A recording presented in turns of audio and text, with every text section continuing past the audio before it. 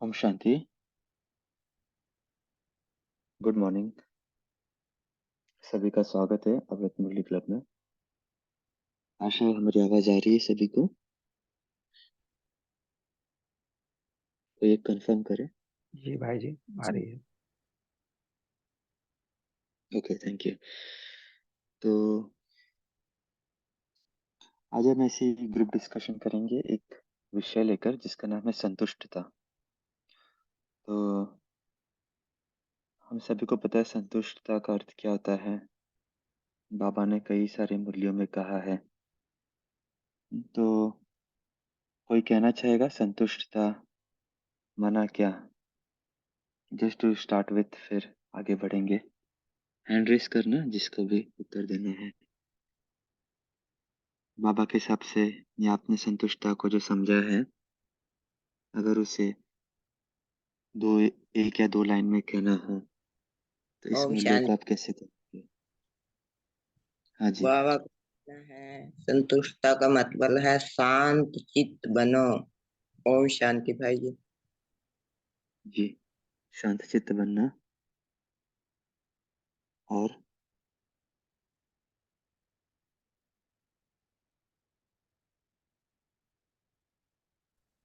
इच्छा मात्रम अविद्या। दिलीप भाई, इच्छा मात्र अविद्या। उर्मिला बहन जी। संतुष्टता यानी संपन्नता। सर्व गुण में जो संतुष्ट रहता है वो सर्व गुण संपन्न रहता है। ओम शांति। ओके, जयंत भाई। ओम शांति। संतुष्टता यानी बाबा से सर्व गुणों की प्राप्ति, सर्व आशीर्वचन की प्राप्ति। ओम शांति। ठीक है। सर्व प्राप्तियों को भी संतुष्टता बाबा ने कई बार कहा है। और बाबा को बहुत बार कंपैरिजन भी करते हैं, हम ब्राह्मणों की प्राप्ति वर्सेस बाकी सभी की प्राप्ति। तो बहुत अच्छा बताया सभी ने। आज हम थोड़ा संतुष्टता को एक अलग एंगल से देखेंगे। और वो है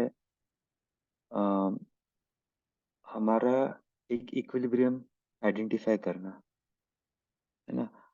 तो थोड़ा सा हम इसके ऊपर आपको 5-10 मिनट बताएंगे और फिर बाद में आप सभी भी थोड़ा मंथन करके फिर हम ग्रुप डिस्कशन ब्रेकआउट रूम्स में सेशन शुरू करेंगे। तो थोड़ा ध्यान से सुनना सभी। एक अलग पर्सपेक्टिव कुछ मंथन किया था तो आपको बता रहे हैं। नॉट नेसेसरीली ये पूरा संतुष्टता होगा, लेकिन हमारे ब्राह्मण जीवन में कहो या लौकिक जीवन में कहो, हम इस प्रकार से अपने आप को एक बैलेंस बनाने की कोशिश करते हैं।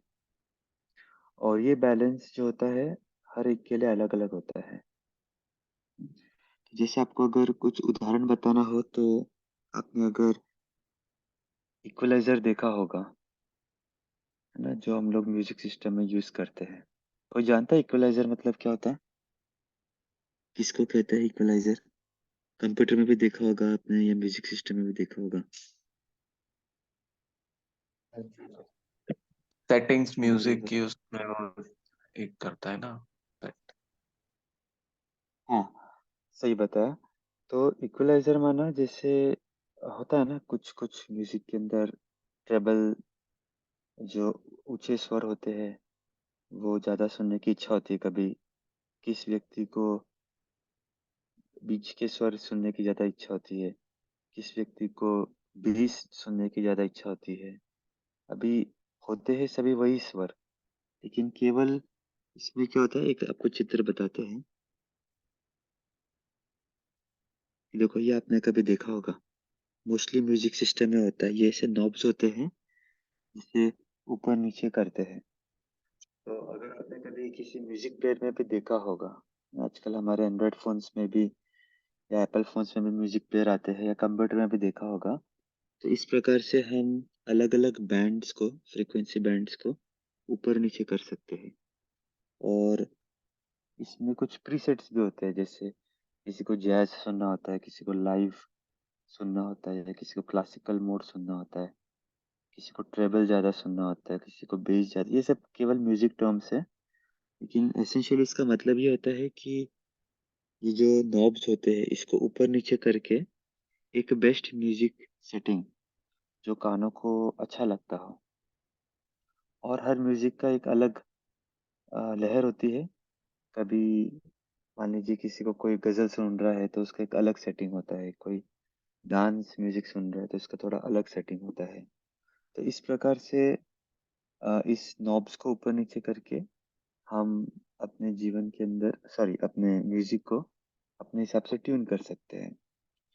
तो इसी को अगर हम रियल लाइफ में ले लेवे ना, हमारे जीवन के अंदर भी अ, बहुत सारी चीजें होती है जिसको हम जाने अनजाने में ट्यून करते हैं, और ट्यून करके एक परफेक्ट सेटिंग हम अपने लिए बना लेते हैं, और हमारे लिए वो एक प्रकार से संतुष्टता जैसा हो जाता है। या फिर यूँ कहो कि उस सेटिंग के अंदर हमें अपने जीवन को चलाना अच्छा लगता है, और वो सबके लिए अलग अलग हो सकती है। लौकिक लोगों के लिए अलग होती है, ब्राह्मणों के लिए भी बहुत अलग अलग हो सकती है। कुछ उदाहरण देते हैं ताकि आपको थोड़ा ये बातें और समझ में आएंगी, और आप फिर उसे अपने जीवन के साथ जोड़कर देखना, आपने आपके लिए क्या परफेक्ट सेटिंग सोची है, आपने आपके लिए कहाँ पर इक्विलिब्रियम, एक संतुष्टता की लेवल कहाँ पर लेकर आए हैं। तो हम स्थूल चीजों की बात करते हैं क्योंकि सूक्ष्म चीजें में तो बाबा ने हमें अखूट चीजें दी है। जितना हम प्राप्त करें ज्ञान धन, उतना उतना हम प्राप्त कर सकते हैं। लेकिन संतुष्ट एक लेवल, एक ट्यूनिंग ऐसी होती है कि जो सब्जेक्टिव भी होती है। फॉर एग्जाम्पल, जैसे मान लीजिए अगर हम महीने में 10,000 कमा रहे हैं, तो 10,000 के अंदर अगर हमारा खर्चा सारा निकल जाता है, तो हमारे लिए हो सकता है कि वो 10,000 की इनकम एक ऐसी इनकम है जो हमें संतुष्ट कर देती है, हमें एक इक्विलिब्रियम में ले आती है। उसी प्रकार यदि हो सकता है कोई दूसरा व्यक्ति हो जिसके खर्चे थोड़े ज़्यादा हो गए, जिसकी लायबिलिटी ज़्यादा हो गए, तो उसके लिए मान लीजिए मासिक इनकम 30,000 रुपया एक इक्विलिब्रियम कहा जाएगा। उसे लगेगा कि 30,000 मेरे लिए पर्याप्त है। कुछ ऐसे भी व्यक्ति हो सकते हैं जिससे 1 लाख मासिक इनकम भी कम पड़ता हो। तो ये जो इनकम की जो क्राइटेरिया है, हर व्यक्ति के लिए अलग अलग है। हर व्यक्ति को अपने हिसाब से उसको उसकी ज़रूरत हिसाब से, उसके नीड के हिसाब से, उसे जितना कम ज़्यादा आवश्यकता होगी उसके हिसाब से उसने अपनी को सेट किया होगा। अब वो अलग बात है, प्रैक्टिकल रूप में हो सकता है मान लीजिए मुझे आवश्यकता 15,000 की है, लेकिन मैं खाली 10,000 ही कमा पा रहा हूँ। तो हो सकता है मैं अपने इक्विलिब्रियम को थोड़ा सा और ट्यून करके 15,000 तक लेके आऊँगा। हो सकता है मुझे आवश्यकता 15,000 की है, मैं 20,000 कमा रहा हूँ, तो मैं अपने कुछ सेविंग्स रखूंगा, लेकिन मेरे लिए 15,000 एक प्रकार से परफेक्ट ट्यून अपने जीवन के लिए होगा। तो ये तो हमने एक एग्जांपल दिया है धन का, लेकिन आप अभी इसे अपने जीवन में जोड़े, और ऐसे क्या-क्या चीजें हैं जो मेरे लिए एक इक्विलिब्रियम है। इसमें से आप कोई भी एक नॉब ले लीजिए, मान लीजिए ये जो नॉब्स आप देख रहे हो स्क्रीन पे, ये अपने जीवन के अलग अलग पहलू हो सकते हैं। चाहे धन से रिलेटेड हो, चाहे कपड़ों से रिलेटेड हो। आज कुछ व्यक्ति हो गए जिनके लिए भाई 5 से 6 कपड़े आवश्यक है। हमने देखे कई बार, दादी अपने उदाहरण बता देते थे, जानकी दादी जी बताते थे, वो 4 कपड़ों से ज्यादा अधिक नहीं रखते थे। 2 कपड़े डेली यूज के लिए और 2 कपड़े मधुबन के लिए, इमरजेंसी के लिए। 4 से 5, उससे ज्यादा नहीं। इसके लिए हो सकता है कि भाई अलग अलग कपड़ों की जरूरत होती होगी हम में से, पार्टी के लिए अलग, लौकिक के लिए अलग, अलौकिक के लिए अलग। तो वो हमारे लिए कपड़ों की क्या संख्या है जो हमने सुनिश्चित की है हमारे संतुष्टता के लेवल के लिए, हमारे उस इक्विलिब्रियम के लिए। हम्म। फिर बहुत सारे स्थूल चीज होती है, जूते फॉर एग्जाम्पल। आज हमने अपने लिए क्या इक्विलिब्रियम सेट किया है शूज के लिए, चप्पल के लिए। हम्म। उसी प्रकार घर के लिए आज कुछ होते हैं जो एक घर में संतुष्ट है, कोई बोलते नहीं एक और होना चाहिए। इस स्थान पे एक मधुबन में जाएंगे तो उधर भी घर परचेज कर लेते हैं, हमारे शहर में भी कर लेते हैं, एक गांव में भी कर लेते हैं। तो वो ऐसे क्या इक्विलिब्रियम हमने अपने लिए सेट किया है। या ऐसा है क्या कि हम उस उस जगह पर पहुंचे नहीं हैं, अपने आप को ऊपर नीचे कर रहे हैं ताकि हम उस परफेक्ट एक बैलेंस पे पहुंच जाए। कोई हर्जा नहीं है हम उस जगह पर नहीं पहुंचे हैं, लेकिन हम कोशिश करते हैं कि उस जगह पे पहुंच जाए। इसलिए हम अलग अलग प्रयत्न करते हैं। फिर थोड़ा सा स्थूल चीजों से हम थोड़ा सा सूक्ष्म चीजों पे भी आ जाते हैं। जैसे आपको एक उदाहरण बताते हैं कि और ये प्रैक्टिकली हमने अपने जीवन में देखा। जैसे फॉर एग्जांपल हम बस में ट्रैवल कर रहे थे, लोकल बस थी पूना में, और अ, हम बैठे थे, हमें सीट मिल गई थी। और बाद में हमने देखा कि भाई कोई व्यक्ति चढ़ गए हैं, और कुछ माताएं थे, वो खड़े थे हमारे बाजू में। और हमने सोचा कि भाई ये इनको सीट देना अच्छा होगा क्योंकि ये बुजुर्ग है, थोड़े एज के है। तो हम अपने सीट से उठ गए और उनको सीट दे दी। तो वो चीज़ हमें उस टाइम पे इक्विलिब्रियम लगी, क्योंकि हमें इतनी संतुष्टता हुई कि जितनी संतुष्टता बैठ के नहीं हुई, उतना हमें अ, उठकर उन्हें सीट देने में हुई। और वो हमारे लिए एक ये था कि अपनी सीट देने में भी हमें खुशी हुई। वही चीज़ किसी दूसरे के लिए हमने एक अनुभव सुना था। उसी 1-2 दिन बाद में कोई दूसरे बस में एक माता थी, उनको बैठने की इच्छा थी। तो जैसे उनको किसी ने सीट दे दी तो वो बहुत खुश हो गए। उनको लगा कि अरे वाह! बाबा ने मुझे सीट दे दी। तो उनके लिए बैठना, भले किसी दूसरे ने कोई दूसरा उठा होगा, लेकिन उनके लिए बैठना इक्विलिब्रियम में संतुष्टता की एक लेवल उन्होंने अपने लिए बताई कि वाह भाई मुझे तो सीट मिल गई। तो किसी को सीट छोड़ने से संतुष्टि हो रही है, किसी को सीट पे बैठने से संतुष्टि हो रही है। और ये भी अलग-अलग टाइम के हिसाब से अलग-अलग हो सकता है। जैसे उसी के 1 महीने बाद में हम पुणे से मुंबई जा रहे थे, और सफ़र ट्रेन के अंदर होता है 3.5-4 घंटे का, और रिजर्वेशन की हुई थी। अभी उसमें होता ऐसा है कि पुणे मुंबई ट्रेन के अंदर बहुत सारे ऐसे भी चढ़ जाते हैं जिनका कंफर्म नहीं होता है।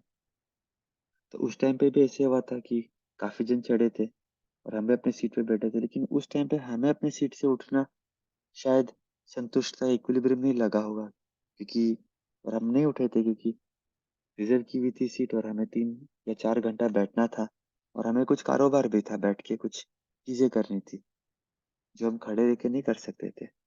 तो उस टाइम पे भी हमने देखा था कुछ जन खड़े थे, लेकिन शायद हमें उस टाइम पे खड़े रहने की इच्छा नहीं हुई। तो एक समय पे हमें हो सकता है कि वो चीज़ करने की ज़रूरत पड़ती है, एक एक समय पे नहीं भी करनी पड़ती है। तो समय अनुसार चीज़ें चेंज भी होती है। तो अभी हम थोड़ा पॉज़ करते हैं और आप थोड़ा चिंतन कीजिए। अपने जीवन में ऐसे कुछ चीज़ें निकालें, ऐसी चीज़ें आइडेंटिफ़ाई करें, जो आपको लगता है कि कब हम ये चीज़ कर सकते हैं, हमारा इक्विलिब्रियम लेवल क्या है? और आप देखोगे, थोड़ा सूक्ष्म चिंतन करोगे तो हर चीज़ के लिए ये चीज़ लागू है। हर मूल्य और शक्ति के लिए भी है। जैसे हम देखते हैं ना, कोई भी मूल्य अगर हम टू मच भी अप्लाई करते हैं, तो वो विकार हो जाता है। फॉर एग्ज़ाम्पल, अगर हमें किसी से स्नेह है, स्नेह बहुत अच्छी वैल्यू है, मूल्य माना जाता है। प्यार तो हमारी आत्मा का एक ये भी है, सातों गुण के अंदर से एक प्रेम हमारा एक दिव्य गुण भी है। लेकिन अगर उसी प्रेम को हम बहुत ज़्यादा बढ़ा देते हैं, तो वो अटैचमेंट में कन्वर्ट हो जाता है, वरी के अंदर कन्वर्ट हो जाता है, कभी-कभी भय के अंदर भी उसका रूपांतर हो सकता है। तो वो हम क्या अपने लिए इक्विलिब्रियम बनाएँ, किसी व्यक्ति के साथ स्नेह करना है, तो हमारे लिए क्या हम एक परफेक्ट अपने आप को ट्यून करें कि भई इतना है तो हम इसको स्नेह मनाएँगे, इसके अगर बियॉन्ड जाता है, तो ये हमारे लिए घातक हो सकता है। या फिर इसके अगर कम अगर हम हो जाते हैं, मान लीजिए हम किसी से खाली महीने में 2 बार ही मिलते हैं, 3 बार ही मिलते हैं, देखिए अगर मिलना ही बंद कर दे, तो हो सकता है कि वो फिर एकदम हमारा जो जो नॉब देख रहे हैं ना, एकदम नीचे आ जाता है। तो ऐसे हम क्या अपने लिए एक बेंचमार्क बना के रखें, जिसको बाबा बोलते हैं बैलेंस। चाहे वह स्नेह में हो, प्रेम में हो, चाहे वह और कोई चीज़ों में, किसी को मदद करने में हो। कभी-कभी होता है हम किसी की मदद करना चाहते हैं और हम करते भी हैं। अगर हम मदद नहीं करें, तो भी वो इक्विलिब्रियम में नहीं फिट होता है। अगर हम टू मच भी मदद कर दें, तो फिर वो अब डिपेंडेंट हो जाता है। तो ऐसे क्या हम बीच का रास्ता या ऐसे क्या हम बीच को एक बैलेंस बनाएँ कि हमारा दोनों चीज़ें सार्थक हो। तो ऐसे हम कुछ चीज़ें आइडेंटिफ़ाई करें।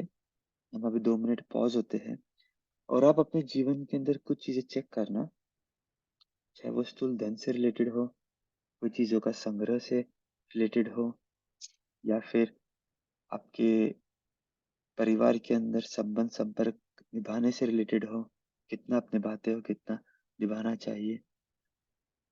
अलौकिक परिवार से रिलेटेड हो, हम कितना अपने आप को सेवा में इन्वॉल्व करें, कितना नहीं करें, कहाँ पर हमें फुल स्टॉप लगाना है। तो हर चीज़ के अंदर आप कुछ आइडेंटिफ़ाई करें कि हम कहाँ तक इक्विलिब्रियम ला सकते हैं और फिर हम छोटे-छोटे ग्रुप्स बनाएँगे और आप उसमें 2 या 3 चीज़ें शेयर करना कि कौन-सी ऐसी जगह पर है जो आप नहीं करोगे तो प्रॉब्लम होगी, ज़्यादा करोगे तो प्रॉब्लम होगी और आपने आपके लिए एक बैलेंस क्या समझा है। और हाँ, पुनः बता देता हूँ ये बैलेंस हर व्यक्ति के लिए अलग-अलग होगा। ऐसा नहीं है कि एक व्यक्ति के लिए अगर मान लीजिए ये आप स्क्रीन पे जो देख रहे हो या दूसरा स्क्रीन लगाता हूँ, हुँ, जैसे आप इसमें पहले वाले देख रहे हो कि पहले वाले के लिए हो सकता है ये 0 डेसिबल से ऊपर वाला परफेक्ट बैलेंस होगा। किसी के लिए 0 डेसिबल ही परफेक्ट बैलेंस होगा। किसी के लिए 0 से थोड़ा नीचे वाला डेसिबल परफेक्ट होगा। तो हर किसी के लिए अलग-अलग हो सकता है, जो हम चर्चा के दौरान समझेंगे। और तो ठीक है, 2 मिनट हम पॉज़ करते हैं। सभी थोड़ा मंथन करें, आपके लिए अलग-अलग क्षेत्र में क्या परफेक्ट बैलेंस है और फिर बाद में हम चर्चा करेंगे।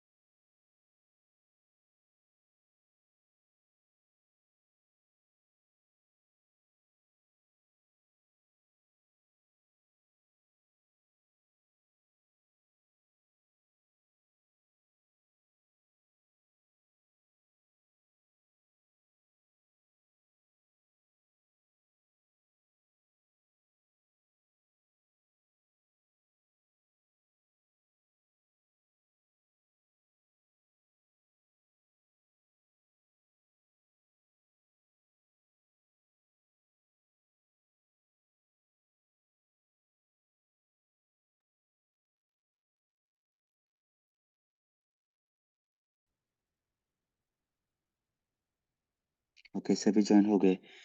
तो अभी थोड़ा हम सुनते हैं, सार रूप में आप बताना कि आपके इसमें क्या चर्चा हुई? क्या उदाहरण है जो आपके ग्रुप में दिया गया? आप पहले हैंड रेज़ करना जो भी शेयर करना चाहते हैं। एक 5 मिनट में क्विकली शेयरिंग ले लेते हैं। शॉर्ट में बताना क्योंकि फिर हमें दूसरे इस पे भी जाना है चर्चा के, दूसरे भाग में भी। जी, दिलीप भाई। ओम शांति। हम लोग में चर्चा हुई कि हम भी खुश रहें, दूसरों को खुशी रखें, इसी में संतुष्टता मिलती है। दूसरा, समय पर सब चीजें हो जाए तो उसमें खुशी मिलती है। तो चेष्टा ये रहती है कि सभी काम समय पर हो जाए।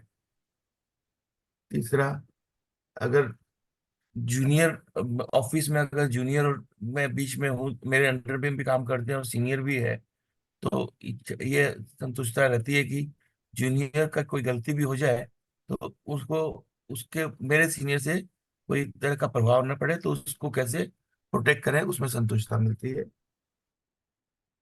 नहीं, नहीं भाई जी, थैंक्स, आपने तीनों राइटर अच्छे बताए।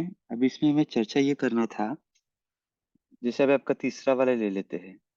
अभी जूनियर मान लीजिए कोई गलती कर रहा है, कुछ हद तक तो हम उसे कवर कर सकते हैं, और वो उसको समझा सकते हैं।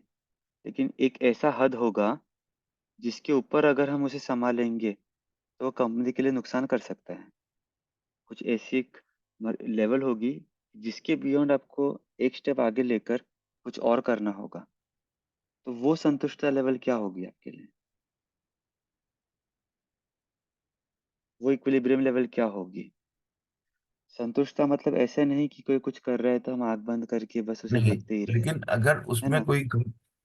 उसमें अगर कोई कंपनी का बहुत बड़ा नुकसान हो रहा है, अगर नुकसान नहीं हो हम्म। रहा है, उसमें उसको प्रोटेक्ट कर लिया और उसको ठीक किया जा सकता है, तो उसमें संतुष्टता मिलती है। अगर कंपनी का नुकसान हो रहा है तो उसको प्रोटेक्ट करने में फायदा नहीं है। हाँ, तो ये चीज शेयर करनी है कि हमें क्या चीज देखनी है, किस हद तक देखना है। हम्म, तो बाकी लोगों ने भी जो चर्चा की रहेंगी ना, तो जो भी अभी आप शेयरिंग करेंगे, और ये डिस्कशन बहुत जरूरी है। कभी कभी हम की चर्चा करते हैं, हमें लगता है कि भाई ये करना चाहिए वो करना चाहिए, लेकिन कब तक करना चाहिए और किस रीति करना चाहिए, इसका प्रैक्टिकल अगर हमें ज्ञान होगा ना, तो हम वो एंजॉय करेंगे। अदरवाइज हमें क्या लगेगा कि वो हम मूल्य यूज कर रहे हैं तो हमें वो बंधन लगेगा, हम एंजॉय नहीं करेंगे। और बाबा ने तो हमें बताया हर चीज एंजॉय करना है। तो इस रीति से भाई जी बताइए। और भी कुछ पॉइंट्स रहेंगे अगर आपके ग्रुप के, तो कंप्लीट करना। सॉरी आपको रोका बीच में। दिलीप भाई जी कंटिन्यू कीजिए।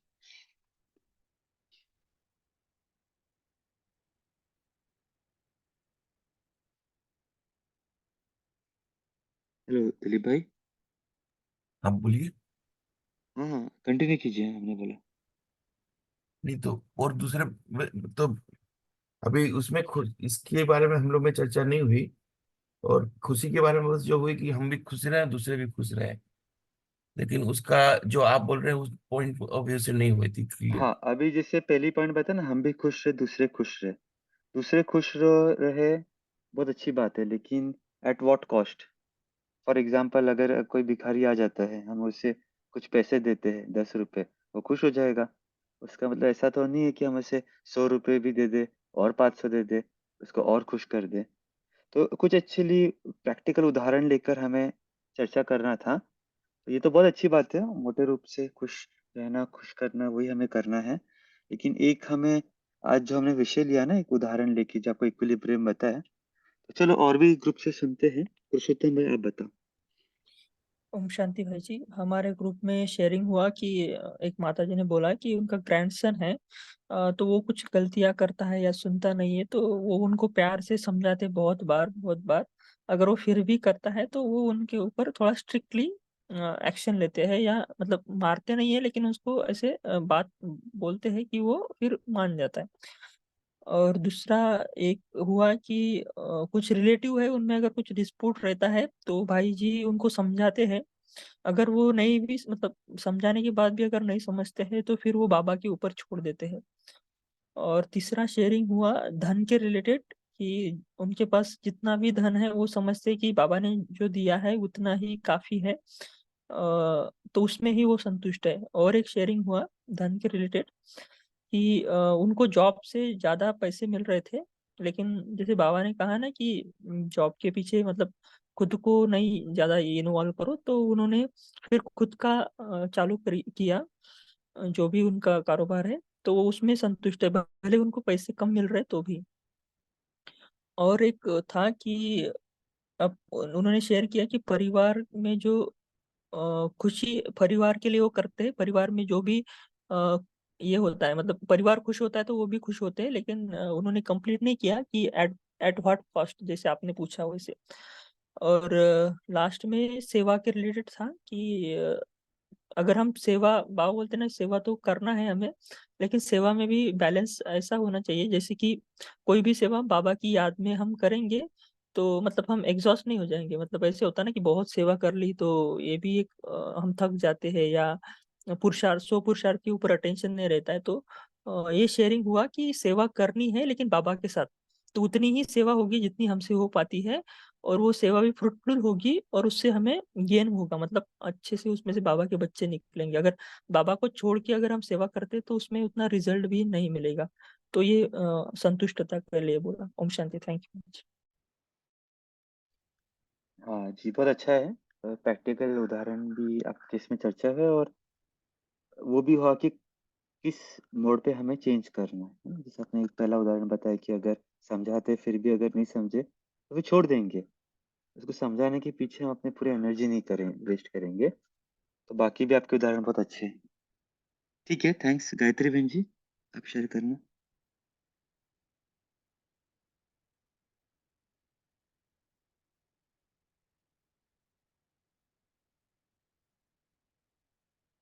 गायत्री बहन जी, आपकी आवाज नहीं आ रही है।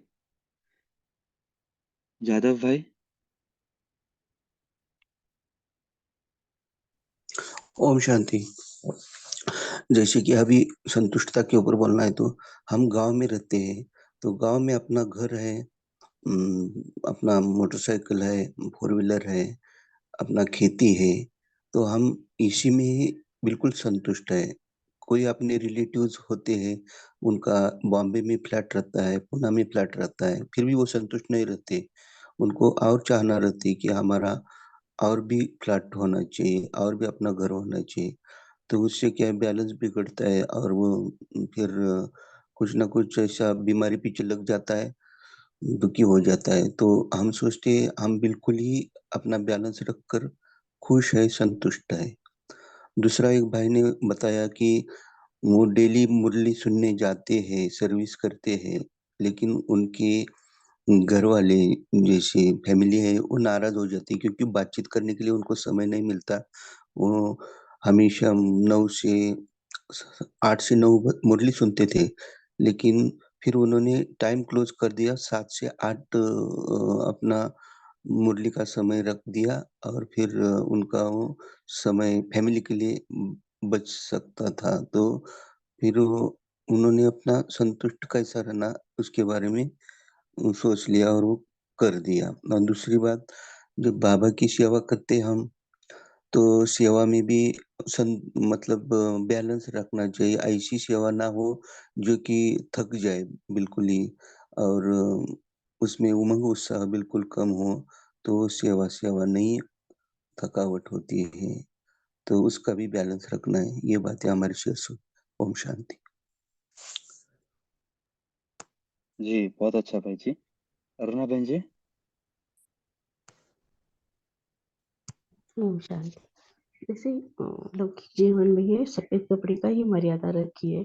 जैसे कि थोड़े कपड़े से भी संतुष्ट है, और किसी ने बोला कि ये सफेद कपड़े बहुत अच्छा लगता है तो वो भी उनको भी खरीद करके देती है। क्यों होता है ऐसा? तो मर्यादा रखी है ना कपड़े की।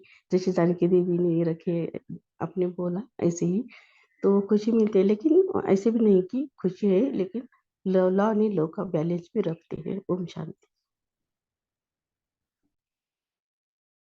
जी, गायत्री बहन जी। ओम शांति भाई जी, मेरा कनेक्शन कट रहा है थोड़ा, तो प्रॉब्लम हो रही है। कोई बात आवाज नहीं। आ रही है मेरी? हाँ जी, हाँ जी। अच्छा, मैं पहले भी बोल रही थी, फिर आपने किसी और को बोल दिया, शायद मेरी आवाज नहीं आ रही होगी तब, सॉरी। मैंने इसको 3 पोर्शंस में लिया था। एक तो हम ले सकते हैं कि हम जनरल लाइफ में क्या चीज है, मतलब उसमें। दूसरा सोशल। तीसरा मतलब स्पिरिचुअल, हमारे थॉट्स कैसे हैं वगैरह। तो अगर हम जनरली बात करें तो जैसे हम फ्रेंड्स बनाते हैं, तो बाबा वैसे हमारा फ्रेंड बना हुआ है, हम कहीं सेटिस्फेक्शन हमारी हो गई तो उसमें थोड़ा सा हम आगे बढ़ते हैं, सोचते हैं नहीं थोड़े 2-3 ब्राह्मण आत्माएं भी होनी चाहिए। फिर हम जब सोसाइटी में कहीं जाते हैं तो सोचते हैं नहीं थोड़े थोड़े जो ज्ञान में हैं या जनरल हैं, भक्ति वाले हैं, उनसे भी दोस्ती होनी चाहिए। क्योंकि जब हम किसी को ज्ञान सुनाते हैं तो वो हमसे ज्ञान सुनने को तैयार हों, या हमें कोई फंक्शन फंक्शन करना है तो हमें टेंट लगाना है या कोई ऐसा लोगों को इकट्ठा करना है तो वो हमारी हेल्प कर सके। तो इस तरह से हमारा सेटिस्फेक्शन लेवल कहाँ तक पहुंचता है कि हम क्या सिर्फ एक भगवान तक ही सेटिस्फाई हो जाते हैं, या हमें स्कूल में कितने लोगों को फ्रेंड्स बना के अपनी जीवन चलाना पड़ता है। दूसरा मैंने भोजन पे सोचा, कुछ लोग ये सोचते हैं कि चलो 2 रोटी सफिशिएंट है, या मतलब एक दिन में दो रोटी 4 रोटी खाओ तो इट्स एनफ। कुछ लगता है नहीं हर 2 घंटे में कुछ नहीं खाएंगे तो बात नहीं बनेगी। कुछ लोग तो को लगता है कि दिन में 6 बार चाय तो होनी चाहिए, कुछ कहते हैं 1 बार चाय सफिशिएंट है। तो मतलब भोजन के ऊपर भी सबकी सेटिस्फेक्शन लेवल अलग-अलग है। लेकिन हमें किस लेवल पे सेटिस्फाई होना है, भगवान ने हमें, बाबा ने हमें ये सिखा दिया है कि हमारा सेटिस्फेक्शन लेवल उस लेवल तक खत्म हो जाना चाहिए, जिस लेवल पे हम अपने आप को इतना सफिशिएंट मान रहे हैं कि ये हमारा अब पेट भर चुका है। मतलब लालसा या हवस नहीं होनी चाहिए। तीसरा, मुरली पढ़ने के लिए मेरे दिमाग में आ रहा था कि हम कई बार क्या होता है, मुरली पढ़ के आज सुन के आ जाते हैं, सफिशिएंट हो गया, मेरा होमवर्क हो गया। कई सोचते हैं 3 बार तो पढ़ लें, कई सोचते हैं इसमें से कविता तो बना लेनी चाहिए। मेरे जैसे बंदा है, मैं उसमें कविता बनाती हूँ, फिर मैं उसके ऊपर एक योग लिखती हूँ, ड्रिल लिखती हूँ, फिर उसके ऊपर स्वमान लिखती हूँ। ऐसे करके एक ही मुरली पे 3 या 4 बार मंथन करती हूँ। तो किसी की सेटिस्फेक्शन मुरली को पढ़ने में जल्दी से खत्म हो जाती है, किसी की सेटिस्फेक्शन बहुत लेवल तक आगे चलती रहती है। तो ये सेटिस्फेक्शन लेवल का मैंने सोचा कि हमें किस लेवल पे सेटिस्फाई होकर बैठना है। मैं कई बार ये सोचती हूँ कि जब मैं मुरली में भी बहुत सारा रम जाती हूँ, तो बाकी कई चीजें इग्नोर कर देती हूँ। तो उसमें भी मेरे को लगता है कि अपनी सेटिस्फेक्शन लेवल थोड़ा सा कम कर लेना चाहिए या ध्यान रखना चाहिए। ओम शांति। जी, बहुत अच्छा उदाहरण दिए गायत्री बहन जी। तो सबने शेयर किया कि और कोई रह जाता है? हम्म। हम्म, तो देखिए, आपने कभी, मैं समझता नहीं आप में से कितने इकोनॉमिक स्टूडेंट्स रहेंगे, लेकिन अगर आप एक बहुत अच्छा एक थियरी है इकोनॉमिक्स में, कभी आपको चांस मिले तो आप ज़रूर देखना। Theory of diminishing marginal theory of diminishing marginal utility. क्योंकि बहन जी ने सेटिस्फेक्शन शब्द का यूज़ किया ना, तो अचानक से हमें वो थ्योरी याद आ गई कि जैसे उसका सिद्धांत बहुत सिंपल है कि मान लीजिए, अगर मैं एक गिलास पानी पीता हूँ तो मुझे बहुत संतुष्टता होती है। अगर मैं बहुत प्यासा हूँ अगर, और मुझे इच्छा होगी कि मैं एक और गिलास पीऊँ, जब दूसरा गिलास पीऊँगा तो मेरी प्यास उतनी नहीं बुझेगी जितनी पहली गिलास में बुझी थी। पहली जो ग्लास ऑफ पानी था, वो मुझे बहुत ज़्यादा तृप्ति दे रहा था। दूसरा मैं पीऊँगा तो मुझे तृप्ति मिलेगी, लेकिन उतनी नहीं मिलेंगी जितनी पहले ग्लास से तृप्ति मिली। फिर मान लीजिए मैं तीसरा ग्लास लेता हूँ, तो मेरी तृप्ति थोड़ी और कम होगी, लेकिन मेरा पेट भर जाएगा, है ना? क्योंकि 3 ग्लास में पानी पीऊँगा तो मेरा पेट भर जाएगा और मैं खुश हो जाऊँगा। चौथा ग्लास करोगे तब फिर इतना मज़ा नहीं आएगा, क्योंकि ऑलरेडी पेट भर चुका है। पाँचवा, ये ग्लास, नंबर ऑफ ग्लास अलग-अलग हो सकते हैं डिपेंडिंग ऑन व्यक्ति टू व्यक्ति, किसका पेट कितना बड़ा है, किसका ग्लास कितना बड़ा या छोटा है। एक उदाहरण दे रहा हूँ। और एक मौका ऐसा आएगा कि जब भी आप ग्लास और पीना चाहोगे, तो आपको पीने की बिल्कुल इच्छा नहीं होगी। उल्टा आपको उल्टी आने लग जाएँगी। आप सोचोगे कि नहीं बस, अब बहुत हो गया। तो यहाँ पर पॉइंट शुरू हो जाता है डिमिनिशिंग मार्जिनल यूटिलिटी। तो हमारे जीवन में भी ऐसे ही है कि हम जो भी चीज़ें स्थूल हो, सूक्ष्म मोस्टली ऐसा नहीं होता। सूक्ष्म जो बाबा का ज्ञान है, हम चाहते हैं कि भाई जितना अर्जन करें उतना अच्छा है।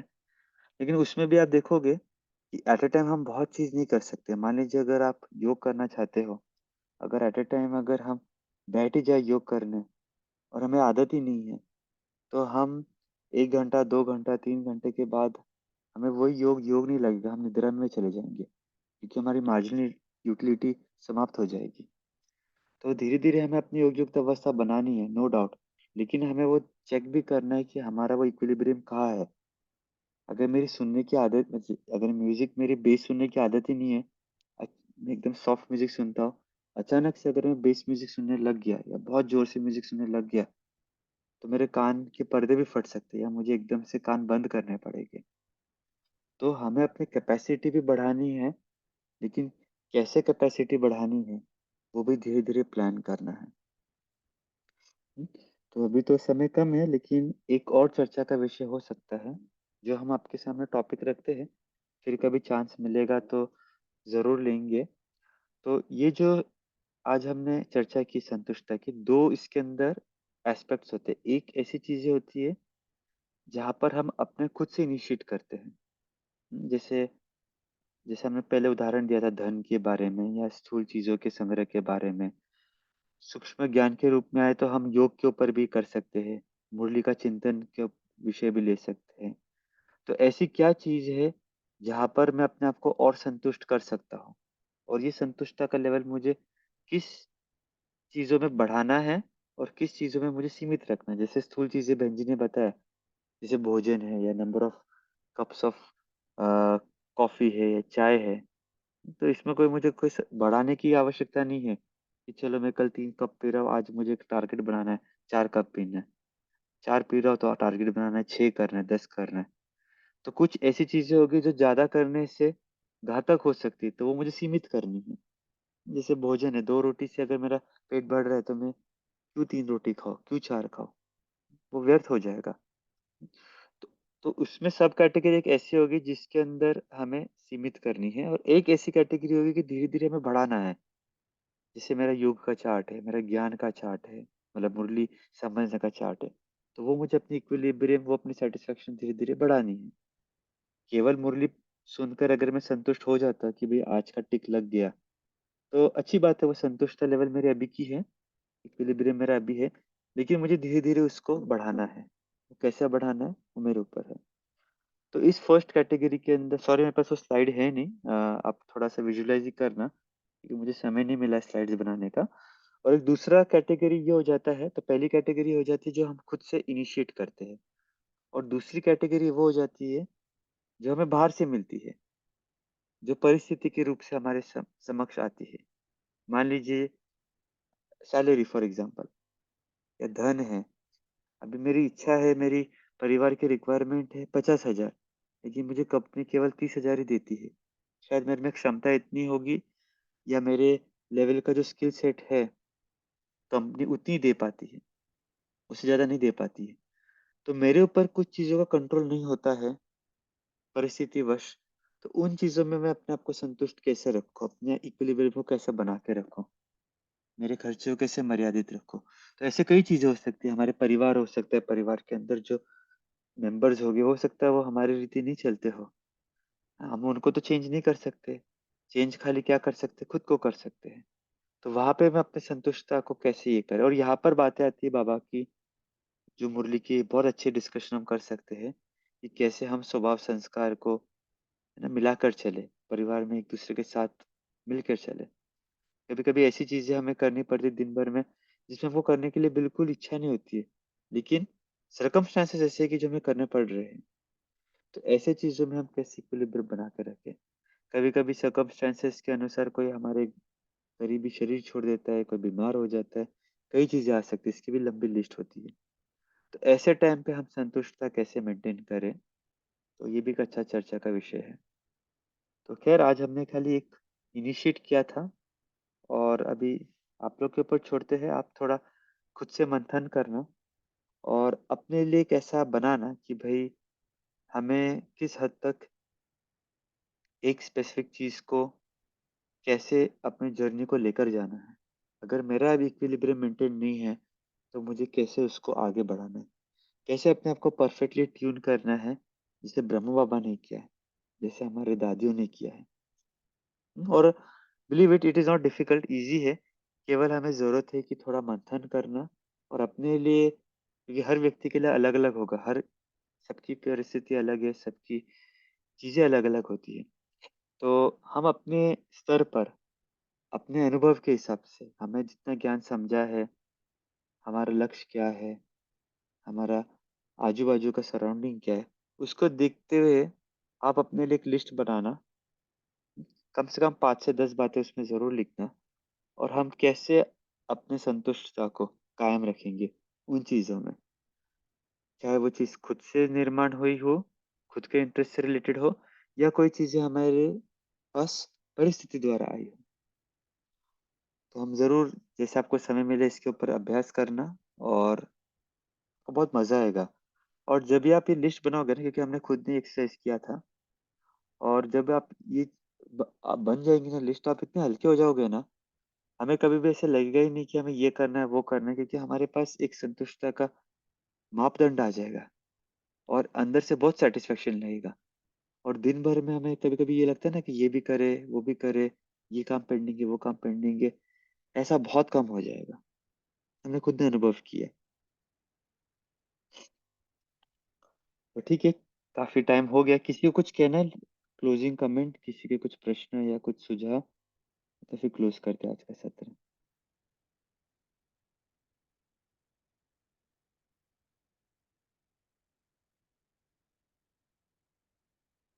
भाई साहब बहुत अच्छा विषय था, मतलब इससे डेफिनेटली हम सबको हेल्प होगा।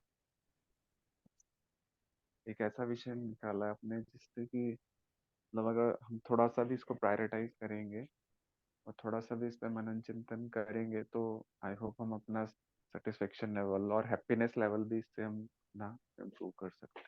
धन्यवाद बहुत बहुत। जी, एक जन ने चैट पे लिखा, भी हम चैट्स पढ़ रहे थे, संतुष्ट किसको होना है, आत्मा या रावण, देहाभिमान। समझा नहीं हर्षा बहन ने क्या लिखा। दूसरी बार बहुत अच्छी लगी, संतुष्ट ड्रामा लेवल पर करना है तो कभी नहीं संतुष्ट कर सकते या हो सकते हैं। कभी कभी हम ड्रामा पे ही छोड़ देते हैं ना, कि ड्रामा में ही ऐसा है। तो ये जो आपने ड्रामा की पॉइंट बताया ना, सेकंड कैटेगरी के अंदर आ जाती है, जब परिस्थिति द्वारा आती है ना। लेकिन उसमें भी बाबा ने बहुत सारी युक्ति बताई है। हम्म, ठीक है, चलो तो अभी समाप्त करते हैं क्योंकि समय भी हो गया है। कविता बहन जी, कुछ आप कहना चाहते हैं? भाई जी, हाँ मुझे यही कहना था कि जब हम बाबा की श्रीमत पर एक ही रेट चलती है तो बहुत संतुष्टता होती है। तो जैसे आपने बताया विधि कि अगर हम किस बात में संतुष्ट नहीं है थोड़ा सा उसका ब्रेनस्टॉर्मिंग करें तो मेरे ख्याल से अपना खुद का सॉल्यूशन निकलेगा कि कहाँ पे हम वो फॉलो कर नहीं पा रहे हैं श्रीमत या क्यों नहीं कर पा रहे हैं, तो उससे बहुत हेल्प होगी पुरुषार्थ। जी डेफिनेटली। इसलिए तो ये जो हम लोग संडे को करते हैं ना, ये अलग अलग एस्पेक्ट्स इसके लिए लेते हैं वर्कशॉप का, कि देखो बाबा का ज्ञान हम मोटे रूप से तो सब समझते ही है, बट कभी कभी उसको एप्लीकेशन जब भी हम करते हैं तो हमें अलग अलग एरिया में अलग अलग विधि से उसको एप्लीकेशन करना है। और खाली इतना भी सोच कर अगर हम संतुष्ट हो जाते हैं ना कि अरे बाबा साथ है हमारे, बाबा की मुरली हम सुन रहे हैं रोज, बट उसको अगर हम कभी जैसे हम इसमें कहते हैं ना, एक जैसे समझ लो जो प्लेन की ट्रेनिंग करते हैं ना पायलट्स, तो उनको डायरेक्टली प्लेन्स पे नहीं भेजते। अगर डायरेक्ट प्लेन पे भेजेंगे तो भाई अगर एक्सीडेंट कर देंगे तो इतना प्लेन का भी नुकसान हो जाएगा, उनका भी जीवन का नुकसान हो जाएगा। तो पहले क्या करते हैं, उन्हें सिमुलेशन कराते हैं। उन्हें एक ऐसी जगह पे बिठा के रखते हैं कि भाई जैसे प्लेन जैसा ही वातावरण रहता है, और उन्हें बोलते भी आप बताए कि इस प्रकार अगर बादल आ रहे हैं तो आप क्या करोगे, अगर वातावरण ऊपर नीचे हो रहा है, आंधी चल रही है, तो आप क्या करोगे। तो उस सिमुलेशन में उनको सिखाया जाता है। हम्म, तो सिमुलेशन में जब भी सीख जाते हैं फिर जाके उनको एक्चुअल प्लेन दी जाती है हाथ में। हम्म, तो ये जो हम एक्सरसाइज करते हैं या फिर जो हम आपको बता रहे हैं कि होमवर्क करना है, हमें सिमुलेशन करना है। सिमुलेशन मतलब वो स्थिति को विजुलाइज करके कि इस प्रकार की स्थिति आती है तो बाबा का ज्ञान हम कैसे अप्लाई करेंगे।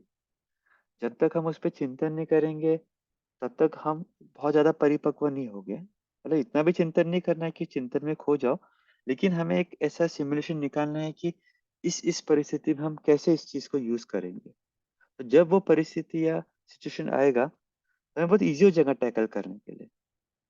नहीं तो फिर क्या होगा कि अगर सिचुएशन आएगा तो हमें लगेगा अच्छा ऐसा भी हो सकता है, हमने तो सोचा ही नहीं था। जैसे बाबा कभी कभी मुरली में कहते हैं ना कि ऐसा नहीं हो कि भाई पेपर आए और हम सोचे कि अरे बाबा ने तो पेपर के बारे में बताया ही नहीं, हमने तो इसके बारे में सोचा भी नहीं था, माया इस रूप से भी आ सकती है। तो वर्कशॉप का आधार यही है कि हम अलग अलग सिचुएशन में बाबा की उस ज्ञान के पॉइंट को अप्लाई करने का प्रयत्न करें। और डेफिनेटली अगर एक बार अब हम चर्चा कर लेते हैं तो नेक्स्ट टाइम जब वो सिचुएशन आएंगी तो हमें पता रहेगा कि अरे भाई कभी तो किसके अनुभव में हमने सुना था, उन्होंने इस प्रकार से हैंडल किया था, तो ये कोई बड़ी बात नहीं है, हम भी कर सकते हैं। बस कहने का भाव वही था। तो चलो 2 मिनट हम साइलेंस में बैठते हैं, बाबा को थैंक्स करते हैं। बाबा आपका बहुत थैंक्स जो आपने हमें इतना अथाह ज्ञान दिया है, अथाह समझ दी है, बेहद का ईश्वरीय परिवार दिया है, परमात्मा संग मिला है,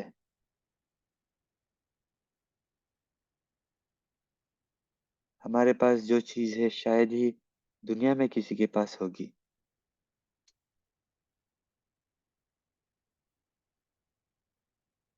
तो बाबा आपका बहुत बहुत थैंक्स।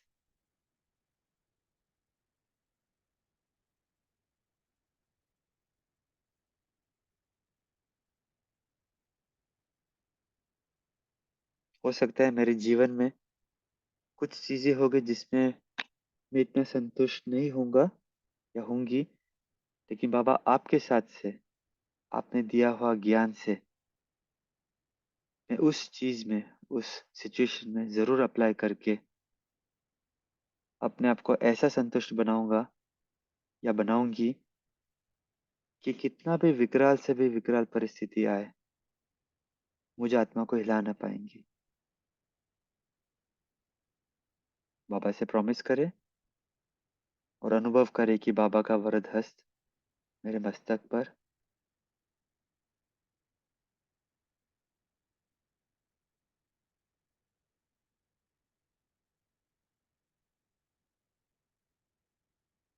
और आ जाए वर्तमान चेतना में।